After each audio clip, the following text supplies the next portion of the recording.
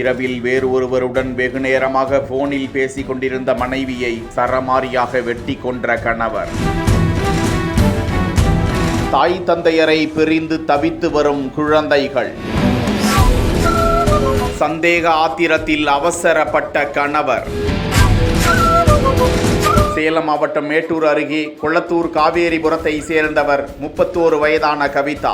ஏற்கனவே 2 முறை திருமணமாகி விவாகரத்து பெற்றவராம். கவிதாவிற்கு 12 மற்றும் 8 வயதுகளில் 2 குழந்தைகள். இந்நிலையில் கடந்த 2019ஆம் ஆண்டு 3வதாக கொளத்தூர் பகுதியை சேர்ந்த 29 வயதான அருணாச்சலம் என்ற இளைஞரை திருமணம் செய்து கொண்டார். கொளத்தூரில் வாடகை எடுத்து அந்த தம்பதி வசித்து வந்த நிலையில் அவர்களுக்கிடையே குடும்ப தகராறு ஏற்பட்டு கடந்த 4 மாதங்களுக்கு முன்பு கவிதா கோவையில் உள்ள தனது தாய் வீட்டிற்கு சென்று விட்டாராம். கோவைக்கு தேடி சென்ற அருணாச்சலம் மாமியார் வீட்டில் சென்று சமாதானம் பேசி கவிதாவை தன்னோடு அழைத்து வந்த நிலையில் இரவு முழுவதும் வேறு ஒரு நபருடன் செல்போனில் பேசிக் கொண்டிருப்பதை பார்த்து அது சம்பந்தமாக இருவருக்கும் கடுமையான வாக்குவாதம் ஏற்பட்டதாம். இந்த நிலையில் கொளத்தூர் சிவசக்தி நகர் பகுதியில் கவிதா நடந்து சென்று கொண்டிருந்த போது மறைத்து எடுத்து சென்ற கத்தியால் கவிதாவின் தலையில் சரமாரியாக வெட்ட சம்பவ இடத்திலேயே கவிதா உயிரை விட்டார். தகவல் அறிந்து சம்பவ இடத்திற்கு வந்த கொளத்தூர் போலீசார் கவிதாவின் சடலத்தை கைப்பற்றி